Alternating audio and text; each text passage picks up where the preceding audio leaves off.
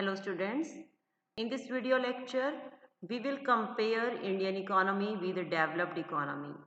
इस video lecture में हम इंडिया की इकोनॉमी को विकसित अर्थव्यवस्थाओं के साथ भारतीय अर्थव्यवस्था को विकसित अर्थव्यवस्थाओं के साथ उसकी तुलना करेंगे, कंपेयर करेंगे. As you all know that Indian economy is an emerging economy of the world. भारतीय अर्थव्यवस्था विश्व की एक उभरती हुई अर्थव्यवस्था है जिसे हम विकासशील अर्थव्यवस्था भी कहते हैं. 1991 में इंडिया में इकोनॉमिक रिफॉर्म्स हुए थे जिसमें लिबरलाइजेशन, प्राइवेटाइजेशन एंड ग्लोबलाइजेशन आया था. इंडिया की इकोनॉमी की ग्रोथ रेट तब से लगातार बढ़ती जा रही है. 2000 ऑनवर्ड अगर आप देखते हो कि तो इंडिया की इकोनॉमी एक फास्टेस्ट ग्रोइंग इकोनॉमी बन चुकी है वर्ल्ड में. बट स्टिल इंडिया की इकोनॉमी के सामने कुछ चैलेंजेस हैं, कुछ चुनौतियां हैं, जैसे कि अभी भी हमारी एग्रीकल्चर की ग्रोथ रेट कम है. हमारी कंट्री में पर कैपिटा इनकम लो है, पॉपुलेशन का साइज बहुत ज़्यादा है, हमारी बैलेंस ऑफ पेमेंट भुगतान संतुलन जो है वो असंतुलित है करंट अकाउंट का. हमारी कंट्री में इंफ्रास्ट्रक्चर अच्छा नहीं है, इन्फ्लेशन है, पॉवर्टी है, मॉर्टेलिटी रेट ज़्यादा है, मैटरनल मॉर्टेलिटी रेट भी हाई है, ह्यूमन डेवलपमेंट इंडेक्स कम है, ईज ऑफ डूइंग बिजनेस में इंडिया का रैंक लो है और इंडिया में करप्शन भी है. कई तरह की ऐसी प्रॉब्लम है जो अभी भी इंडिया के अंदर प्रिवेल कर रही हैं. एट प्रेजेंट इंडिया की 47% अबाउट 47% पॉपुलेशन अभी भी एग्रीकल्चर पर ही डिपेंड कर रही है. एक एग्रीकल्चर के ऊपर जो डिपेंडेंस है वो हमारी कंट्री के लिए एक अंडर डेवलपमेंट का साइन है कि हमारा देश अभी भी अल्प विकसित देश है. रिसेंट ईयर्स में इंडिया में कई तरह की कुछ चेंजेस हुए, कुछ पॉलिसीज बनी, जैसे कि नेशनल मैन्युफैक्चरिंग पॉलिसी बनी 2011 में, make in India programme start किया गया 2014 में, जीएसटी अडॉप्ट किया 2017 में. इंडिया में इंफ्रास्ट्रक्चर को प्रमोट करने के लिए भी गवर्नमेंट इन्वेस्टमेंट को बूस्ट कर रही है. Highways, railways, ports, airports, energy, communication, साथ ही साथ सोशल इंफ्रास्ट्रक्चर जैसे एजुकेशन, न्यूट्रिशन, हेल्थ केयर, इन सब के ऊपर इन्वेस्टमेंट को बूस्ट किया जा रहा है. और एट प्रेजेंट इंडिया का फोकस है कि सस्टेनेबल और इंक्लूसिव ग्रोथ को अचीव किया जाए. यहाँ तक तो बात हुई इंडिया की. अब हम इंडिया को कंपेयर करना चाहते हैं कुछ डेवलप्ड इकोनॉमीज से. तो डेवलप्ड इकोनॉमीज क्या है? डेवलप्ड इकोनॉमीज वो इकोनॉमीज हैं जहाँ पर इकोनॉमिक डेवलपमेंट का लेवल हाई है.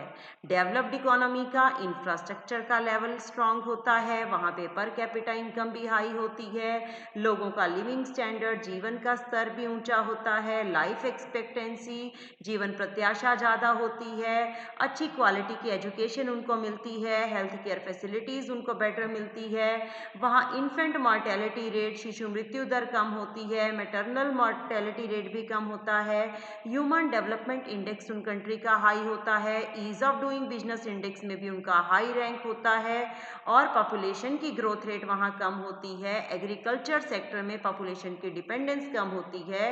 ये कंट्री ग्लोबल एक्सपोर्ट और इंपोर्ट में ज़्यादा एंगेज होते हैं. फॉरेन डायरेक्ट इन्वेस्टमेंट का इनफ्लो भी इन कंट्री में ज़्यादा होता है. रिसेंट ईयर्स में डेवलप्ड इकोनॉमी में भी कई तरह का जीडीपी में स्लो ग्रोथ रेट रही, वर्कफोर्स की शॉर्टेज रही, एजिंग पॉपुलेशन का नंबर इंक्रीज रहा, या एक्सपोर्ट के ऊपर इनकी डिपेंडेंस जो थी वो ज़्यादा हो गई, डोमेस्टिक डिमांड कम हुई. स्टिल ये कंट्रीज जो हैं वो डेवलप्ड कंट्रीज हैं. इस चैप्टर में, इस वीडियो लेक्चर में हम इंडिया की इकोनॉमी को जिन डेवलप्ड कंट्रीज के साथ या इकोनॉमीज के साथ कंपेयर कर रहे हैं उनमें हमने 3 इकोनॉमीज को सेलेक्ट किया है. फर्स्ट है USA, second UK and third is Japan. ये तीनों की तीनों इकोनॉमीज अलग अलग कॉन्टिनेंट्स में लोकेट हैं, अलग अलग कॉन्टिनेंट्स में है. यूएसए नॉर्थ अमेरिका में, यूके यूरोप में एंड जापान जो है वो एशिया में लोकेटेड है. यूएसए जिसे आप यूनाइटेड स्टेट और अमेरिका ऑफ अमेरिका भी कहते हो, जिसमें 50 स्टेट्स हैं. यूएसए एक इंडिपेंडेंट नेशन बना था 1776 में. 1861 टू 65 में यूएस में सिविल वॉर हुआ, 1930 में ग्रेट डिप्रेशन आया, 2008 में फाइनेंशियल क्राइसिस भी आए. यूएसए यूनाइटेड नेशन का फाउंडिंग मेंबर है, वर्ल्ड बैंक का, IMF का और कुछ और इंटरनेशनल ऑर्गेनाइजेशन है, सबका फाउंडिंग मेंबर यूएसए ही है। जीडीपी के बेसिस के अकॉर्डिंग यूएसए वर्ल्ड की सबसे बड़ी इकोनॉमी है और यूएसए पॉपुलेशन के अकॉर्डिंग अगर देखा जाए तो चाइना और इंडिया के बाद थर्ड मोस्ट पॉपुलस नेशन है। बात करें अगर जापान की, तो जापान एक आइलैंड कंट्री है जो कि एशिया में लोकेटेड है। जापान वर्ल्ड की most economically and technologically advanced nation है, फर्स्ट नंबर पर। जापान वर्ल्ड के अंदर यूएसए और चाइना के बाद थर्ड लार्जेस्ट इकोनॉमी है।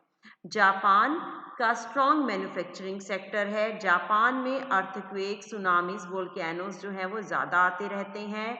जापान जो है सेटबैक था, मेजर सेटबैक था वर्ल्ड वॉर सेकेंड का। अटोमिक बॉम्बिंग जो हिरोशिमा और नागासाकी में हुई थी 1945 में, उससे जापानीज जो इकोनॉमीज थी वो शैटर हो गई थी, पूरी तरह से बिखर गई थी। जापान ने वर्ल्ड वॉर 2 में सरेंडर भी कर दिया था एंड जितनी भी कॉलोनीज थी जापान की, they all were declared as independent nation, उन सबको इंडिपेंडेंट नेशन घोषित कर दिया गया था। United Kingdom is located in Europe. United Kingdom Europe में है। इसमें England, Scotland, Wales, northern Ireland ये कंट्रीज आती हैं। It is commonly known as UK और ब्रिटेन। इसे यूके या ब्रिटेन बोला जाता है सिंपल कॉमनली। यूके एक डेवलप्ड कंट्री है और फिफ्थ लार्जेस्ट कंट्री है on the basis of GDP के बेस पर। यूके वर्ल्ड की 4 मोस्ट पावरफुल नेशन है 19th सेंचुरी से एंड 20th सेंचुरी के अर्ली पार्ट से। 19th सेंचुरी में जो ब्रिटिश एम्पायर था वो स्ट्रेच किया गया था, उसका विस्तार हुआ था ओवर 1/4 ऑफ अर्थ सरफेस, और अर्थ का 1/4 सरफेस जो था उस पर ये फैल गया था। UK one of the 5 permanent member of United Nations Security Council and played active role in the formation of World Bank, IMF, NATO, European Union. UK was active member of European Union but it was opted to exit from European Union. UK के जितने भी United nation के 5 members होते हैं permanent, उनमें से UK एक member है। यूके का एक इम्पॉर्टेंट रोल, एक्टिव रोल है वर्ल्ड बैंक में, IMF में, नॉर्थ अटलांटिक ट्रीटी ऑर्गेनाइजेशन में, यूरोपियन यूनियन में। यूरोपियन यूनियन का ये एक एक्टिव मेंबर था बट इसने यूरोपियन यूनियन से एग्जिट कर दिया। अब हम यहाँ पर इस लेक्चर में कंपेयर करेंगे अपनी इंडिया की इकोनॉमी को इन तीनों इकोनॉमीज के साथ। Comparative study of India and selected developed Nations. सबसे पहले हम बात करते हैं जीडीपी की। जीडीपी एक इम्पॉर्टेंट पैरामीटर है किसी भी कंट्री के या डिफरेंट नेशन को आपस में कंपेयर करने का। GDP is the market value of goods and services produced by a country in a year counted without duplication. GDP सकल घरेलू उत्पाद जिसे कहा जाता है, एक वर्ष में एक कंट्री में जितनी भी वस्तुएं और सेवाएं बनती हैं उनकी मार्केट वैल्यू होती है, बाजार कीमत होती है। टेबल 1 में क्लियर है कि 1980 में यूएसए की जीडीपी 2863 थी, यूके की 563, ये सब बिलियन डॉलर में है। जापान की 1100 यूएस बिलियन डॉलर और इंडिया की 190। इसका मतलब इन डेवलप्ड नेशन के कंपैरिजन में इंडिया कितना पीछे है। ईयर बाय ईयर सबकी जीडीपी इंक्रीज हुई। 2016 में यूएसए की जीडीपी 18,624, यूके की 2651, जापान की 4949 बट इंडिया की ओनली 2264। यूके के ये नियर अबाउट है बट यूएसए से अगर आप कंपेयर करते हो तो इंडिया अभी भी फार बिहाइंड है, बहुत पीछे है। सेकेंड पॉइंट हम कंपेयर कर रहे हैं पर कैपिटा इनकम को। Per capita income is the income per head of the population of the country. एक कंट्री की नेशनल इनकम को अगर आप पॉपुलेशन से डिवाइड कर देते हो तो वो पर कैपिटा इनकम प्रति व्यक्ति आय होती है। पर कैपिटा इनकम मतलब national income divided by population, राष्ट्रीय आय को अगर आप पॉपुलेशन से, जनसंख्या से डिवाइड कर रहे हो, दैट इज पर कैपिटा इनकम, प्रति व्यक्ति आय, एक व्यक्ति की आय। हम इसे दो बेस पर कैलकुलेट कर सकते हैं, एक्सचेंज रेट बेसिस पर एंड सेकंड हम लेंगे परचेजिंग पावर पैरिटी पर। सबसे पहले हम ले रहे हैं exchange rate basis. Exchange rate basis के according per capita income different countries की इंडिया के साथ कंपेयर करके टेबल में शो की है। Second table shows the comparison of per capita income in US dollar of India and selected developed nation. और किस बेस पर हम ले रहे हैं, एक्सचेंज रेट बेसिस पर। इन 1981 यूएसए की पर कैपिटा, यूएसए में पर कैपिटा इनकम 14,400, यूके में 10,480 यूएस डॉलर, जापान में 11,070 यूएस डॉलर, बट इंडिया में ओनली 300 यूएस डॉलर। इन 2016 यूएसए में 56,850, यूके में 42,370, जापान में 38,000, बट इंडिया में ओनली 1,670 है। ये सोर्स है वर्ल्ड बैंक का वर्ल्ड डेवलपमेंट इंडिकेटर 2017 के अकॉर्डिंग। परचेजिंग पावर पैरिटी के अकॉर्डिंग अगर देखा जाए तो हम डिफरेंट कंट्री की अलग अलग करेंसी होती हैं, उन करेंसी से आपकी जो परचेजिंग पावर होती है वो उसे रिफ्लेक्ट करता है। जैसे इंडिया में जो रुपी है, रुपी से आप कितनी कमोडिटी परचेज कर सकते हो एक यूनिट से, यूएसए के एक डॉलर से आप कितनी परचेज कर सकते हो, तो ये आपकी परचेजिंग पावर पर बेस्ड है। इसके अकॉर्डिंग अगर देखा जाए तो 1991 में यूएसए में पर capita income purchasing power parity basis पर 24,180 यूएस डॉलर थी, यूके में 17,360, जापान में 20,880, बट इंडिया में 1,160। इन 2016 पर कैपिटा इनकम डेवलप्ड नेशन में भी इंक्रीज हुई, इंडिया में भी इंक्रीज हुई, but increase in India is still very less than developed nation. Then our third comparison is on the basis of growth rate of GDP। अगर हम देखें कि GDP की ग्रोथ रेट कैसी है, GDP की ग्रोथ रेट के अकॉर्डिंग अगर देखा जाए तो 1980 में यूएसए में GDP की ग्रोथ रेट नेगेटिव में थी, -0.2, यूके में -2.0, जापान में 2.8, बट इंडिया में it was positive +6.7। In 2016 India USA की growth rate, GDP growth rate 1.5, UK की 1.9, जापान की 0.9 एंड इंडिया की 7.1। इसका मतलब इंडिया एक डेवलपिंग नेशन है जिसकी ग्रोथ रेट बाकी की जो डेवलप्ड नेशन है उनसे ज़्यादा रह रही है, हाई ग्रोथ रेट है। ये पॉजिटिव साइन है इंडिया की इकोनॉमी के लिए। नेक्स्ट इज सेक्टोरल और structural composition of GDP. GDP में सेक्टर वाइज अगर हम शेयर देखें, हम 3 सेक्टर लेके चलते हैं, एग्रीकल्चर, इंडस्ट्री और सर्विस सेक्टर। यूएसए की टोटल जीडीपी में एग्रीकल्चर सेक्टर का शेयर सिर्फ 1% है इन 2016, इंडस्ट्री का 20% और सर्विस सेक्टर का 79%। ऑलमोस्ट हर डेवलप्ड नेशन में जितनी भी डेवलप्ड कंट्री होती हैं सब कंट्रीज में जीडीपी में एग्रीकल्चर का शेयर मिनिमम होता है, सर्विस सेक्टर का मैक्सिमम होता है, और एग्रीकल्चर का बहुत कम होता है, सर्विसेज का सबसे ज़्यादा रहता है। इंडिया के अंदर अगर आप देखो एग्रीकल्चर का शेयर 17, इंडस्ट्री का 29%, सर्विस का 54।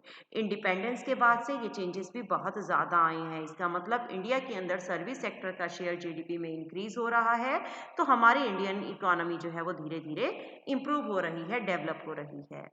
फॉरेन ट्रेड का मतलब है दो कंट्रीज आपस में जो ट्रेड करती हैं, trade between two nations is foreign trade और इंटरनेशनल ट्रेड। हम जो एक्सपोर्ट इंपोर्ट कर रहे हैं, this is foreign trade. Foreign trade is the engine of economic growth. किसी भी कंट्री की इकोनॉमिक ग्रोथ का ये इंजन है, मतलब किसी भी कंट्री की ग्रोथ को ये इंक्रीज करता है। टेबल 6 में इंडिया और कुछ सेलेक्टेड डेवलप नेशन के फॉरेन ट्रेड को शो किया है। सबसे पहले कॉलम में हमने लिया है कंट्रीज को, सेकंड में export, then import, first second and third column में मर्चेंडाइज एक्सपोर्ट इंपोर्ट है, गुड्स का एक्सपोर्ट इंपोर्ट, और नेक्स्ट 2 कॉलम में सर्विसेज का एक्सपोर्ट इंपोर्ट लिया हुआ है। अगर हम ध्यान से देखें तो यूएसए में टोटल अमाउंट मर्चेंडाइज एक्सपोर्ट का 1455, ये भी आपकी जो वैल्यूज दी हुई हैं एक्सपोर्ट की और इंपोर्ट की वो यूएस बिलियन डॉलर्स में है, यूएस बिलियन डॉलर था। और यूएसए का रैंक था सेकंड पूरे वर्ल्ड के अंदर, और इंपोर्ट थे 2251, ग्लोबल रैंक था फर्स्ट। इंडिया की अगर आप बात करते हो तो इंडिया में export, merchandise export 264, import 359 US billion dollar, और रैंक अगर देखा जाए एक्सपोर्ट में 20 और इंपोर्ट में 14। इसी तरह सर्विसेज के लिए देखा जाए तो सर्विसेज के केस में भी डेवलप्ड नेशन से हम अभी पीछे हैं। Inflow of foreign direct investment, foreign direct investment प्रत्यक्ष विदेशी निवेश। Foreign direct investment means investment made by foreign investors in share, debentures, bond etcetera of other country. जब फॉरेन के इन्वेस्टर किसी दूसरी कंट्री के शेयर्स में, डिबेंचर्स में, बॉन्ड्स में जाके इन्वेस्ट करते हैं तो उसे आप फॉरेन इन्वेस्टमेंट कहते हो।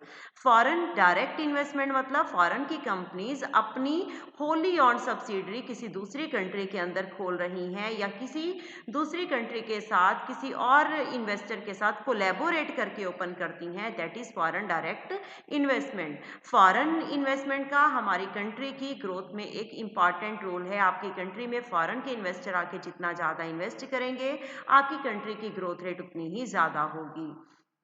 टेबल 7 से क्लियर है। इन 2017 का ही ये डाटा है, यूएसए 16 का ये डाटा है। यूएसए में एफडीआई का इनफ्लो था 479.42 यूएस बिलियन डॉलर, यूके में 265.81 यूएस बिलियन डॉलर, जापान में 34.91, बट इंडिया में 44.46। एफडीआई की जो ग्रोथ रेट है वो इंडिया की, एफडीआई में जितनी ज़्यादा ग्रोथ होगी इंडिया की इकोनॉमी उतनी ही ज़्यादा बूस्ट होगी और डेवलप होगी। External dept, external dept means loan raised from sources located outside the country. आप बाहर की सोर्सेज से जो लोन लेते हो वो एक्सटर्नल डेप्ट है। ये लोन हमें फॉरेन करेंसी में ही पे करने पड़ते हैं। ये लोन हम फॉरेन के कमर्शियल बैंक से ले सकते हैं, इंटरनेशनल फाइनेंशियल इंस्टीट्यूशन से ले सकते हैं जैसे कि world bank, IMF, Asian development bank and etcetera. किसी फॉरेन नेशन की गवर्नमेंट से भी ले सकते हैं। फॉरेन के डेप्ट आपके पास जितने ज़्यादा होंगे उतना ही ज़्यादा आपकी इकोनॉमी के ऊपर बर्डन होगा, क्योंकि आपको फॉरेन करेंसी में उन्हें पे भी करना पड़ेगा। तो बेटर है कि आपके ऊपर एक्सटर्नल डेप्ट का ज़्यादा प्रेशर ना हो। अगर हम इसके अकॉर्डिंग बात करते हैं तो यूएसए में 2016 में आउटस्टैंडिंग एक्सटर्नल डेप्ट का जो प्रेशर था वो था 17,910 यूएस बिलियन डॉलर, यूके में 8,126 यूएस बिलियन डॉलर, जापान में 3,240 US billion dollar, but India में 456 US billion dollar. Demographic indicator, जनसंख्या की संरचना के हिसाब से अगर आप देखते हो सूचक के हिसाब से, डेमोग्राफिक इंडिकेटर मतलब पॉपुलेशन की फीचर्स कैसी हैं। इसका मतलब पॉपुलेशन का साइज कैसा है, पॉपुलेशन की ग्रोथ रेट कैसी है, birth rate, death rate, total fertility rate, urbanisation, life expectancy, infant mortality rate, maternal mortality rate, ये सब अगर हम देखें तो वो पॉपुलेशन की डेमोग्राफिक फीचर्स को हम दूसरे नेशन से कंपेयर कर रहे हैं। टेबल के अंदर हमें शो किया हुआ है,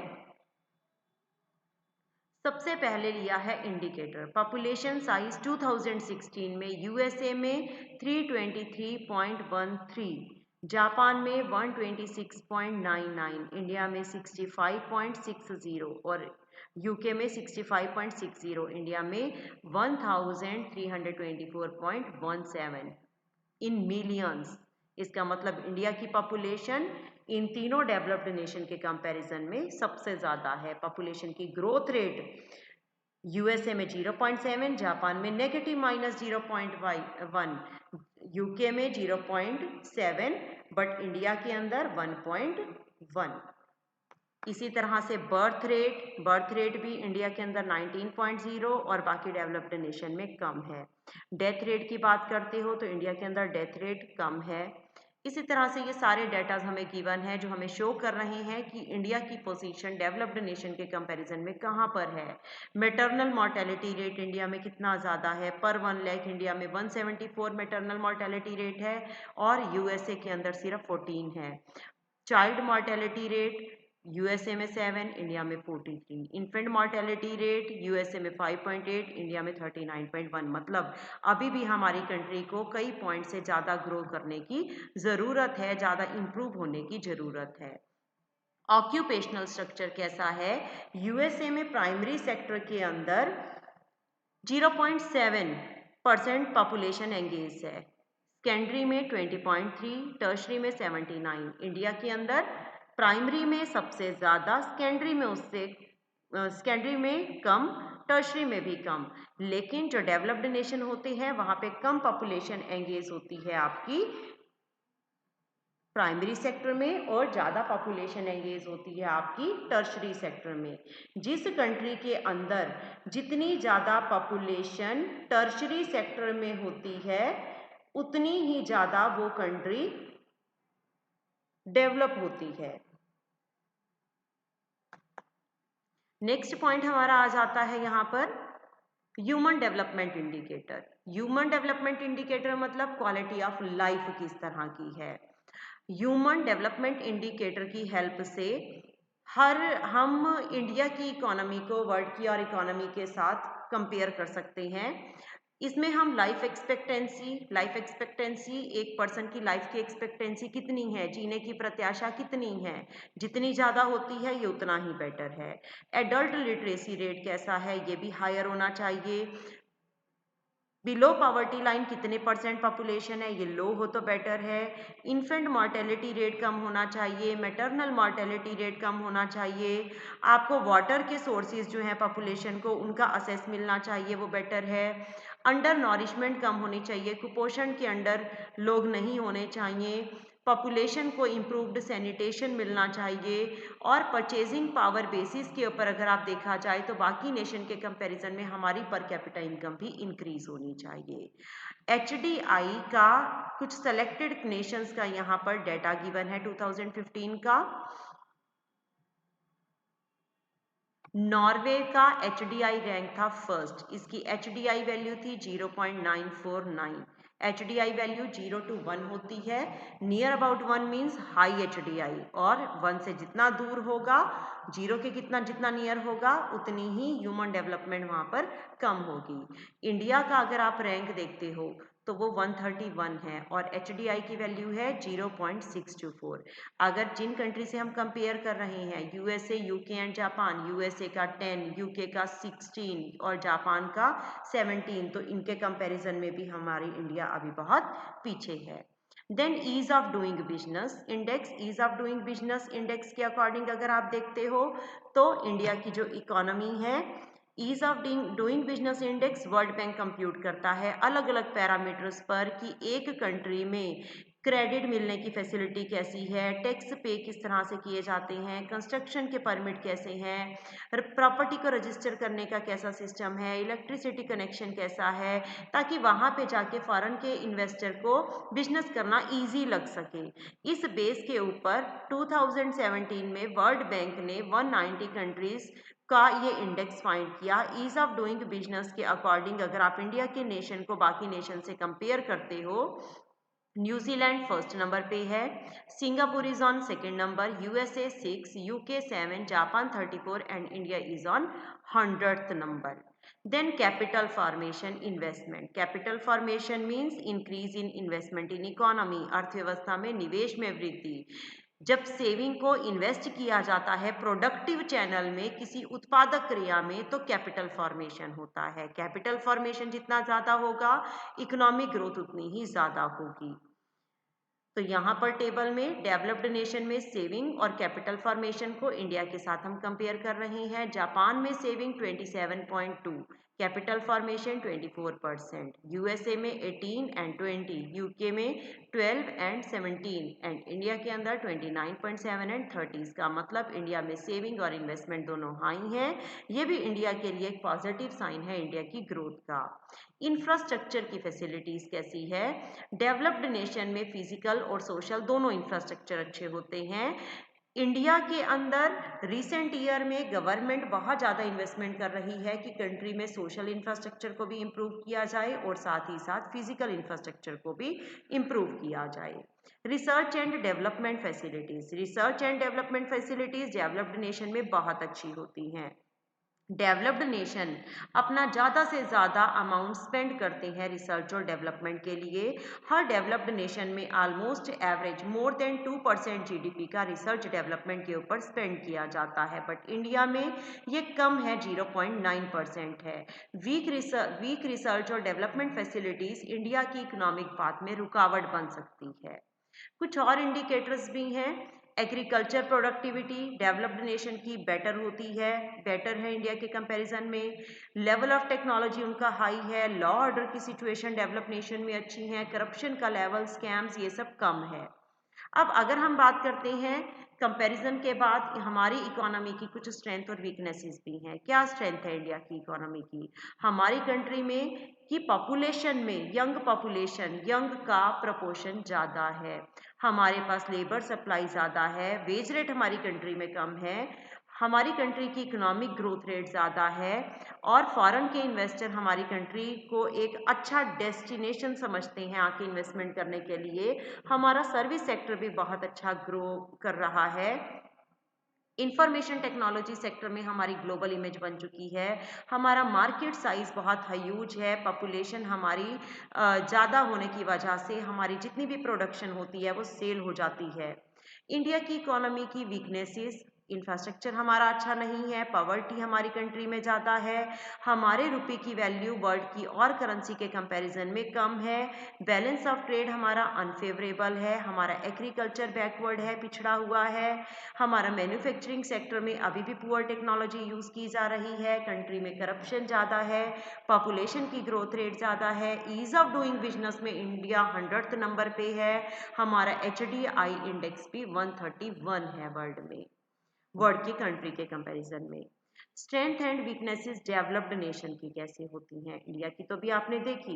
डेवलप्ड नेशन की स्ट्रेंथ क्या है? वहाँ पे इंफ्रास्ट्रक्चर अच्छा होता है, पर कैपिटा इनकम ज़्यादा होती है, मैन्युफैक्चरिंग सेक्टर भी स्ट्रांग होता है, वहाँ पे फॉरेन इन्वेस्टर ज़्यादा आके इन्वेस्ट करते हैं, एक्सपोर्ट इम्पोर्ट में उनका हाई रैंक होता है, फॉरेन एक्सचेंज उनके पास, फॉरेन के रिजर्व उनके पास ज़्यादा होते हैं, ईज ऑफ डूइंग बिजनेस में उनका हाई इंडेक्स होता है, सर्विस सेक्टर भी उनका ज़्यादा ग्रो करता है, ज़्यादा डेवलप्ड होता है, HDI इंडेक्स उनका हाई होता है, रैंक उनका हाई होता है, फेवरेबल इन्वेस्टमेंट का क्लाइमेट होता है जिसकी वजह से इकोनॉमिक पॉलिसीज भी फेवरेबल ही होती हैं। चैलेंजेस और वीकनेसेस क्या हैं डेवलप्ड इकोनॉमीज की, विकसित देशों की? वहाँ पर एक्सपोर्ट के ऊपर डिपेंडेंस ज़्यादा, एक्सेसिव डिपेंडेंस होती है उन कंट्री की। उन कंट्रीज़ में डोमेस्टिक डिमांड नहीं होती क्योंकि वहाँ पे पॉपुलेशन की कमी होती है। पॉपुलेशन एजिंग होती है, मतलब यंग पीपल कम होते हैं और एल्डरली पर्सन ज़्यादा होते हैं। लेबर सप्लाई वहाँ कम होती है जिसकी वजह से लेबर को उन्हें ज़्यादा वेजेस देने पड़ते हैं। उन्हें बाहर से ज़्यादा डेप्ट लेना पड़ता है, एक्सटर्नल डेप्ट का प्रेशर उनके ऊपर ज़्यादा होता है। वो अपनी इंडस्ट्रियल कैपेसिटी को पूरी तरह से यूज़ नहीं करते। लो ग्रोथ रेट होती है उनकी जीडीपी की। वहाँ पे कैपिटल फॉर्मेशन का रेट भी कम है। अभी हमने कंपेयर किया था तो ये सब देखा था। इंडिया की कंक्लूजन अगर आप निकालें तो कंपैरेटिव स्टडी इंडिया की इकोनॉमी की जब हमने डेवलप्ड नेशन के साथ की तो हमें पता चला कि इंडिया की इकोनॉमी में अभी भी कई वीकनेसेस हैं। इंडिया की इकोनॉमी में अभी भी कई प्रॉब्लम है जो इंडिया फेस कर रहा है, जैसे हमारी पर कैपिटा इनकम कम है, हमारी पॉपुलेशन की ग्रोथ रेट ज़्यादा है, HDI इंडेक्स हमारा पुअर है, ईज़ ऑफ डूइंग बिजनेस में हम पुअर रैंक में हैं, इंफ्रास्ट्रक्चर हमारा अच्छा नहीं है, रिसर्च डेवलपमेंट फैसिलिटीज़ अच्छी नहीं है, करप्शन ज़्यादा है, मॉर्टेलिटी रेट हमारी कंट्री में इन्फेंट मॉर्टेलिटी हो या चाइल्ड मॉर्टेलिटी रेट हो, दोनों ज़्यादा है, मैटरनल मॉर्टेलिटी रेट भी हाई है, बैलेंस ऑफ पेमेंट की सिचुएशन हमारी अनफेवरेबल है, ऑक्यूपेशनल स्ट्रक्चर हमारी कंट्री का वो भी अनबैलेंस्ड है। लेकिन स्टिल कई ऐसे पॉजिटिव पॉइंट भी हैं जो ये रिवील करते हैं कि इंडिया की इकोनॉमी की कुछ स्ट्रेंथ भी है और जो उसको बूस्ट कर सकती है, उसको डेवलप्ड इकोनॉमी बना सकती है। जैसे कि हमारी कंट्री में जीडीपी की ग्रोथ रेट हाई है, सेविंग्स ज़्यादा है, कैपिटल फॉर्मेशन हाई है, हमारी डोमेस्टिक डिमांड हाई है, हमारे पास वर्क फोर्स ज़्यादा है। तो थैंक यू सो मच।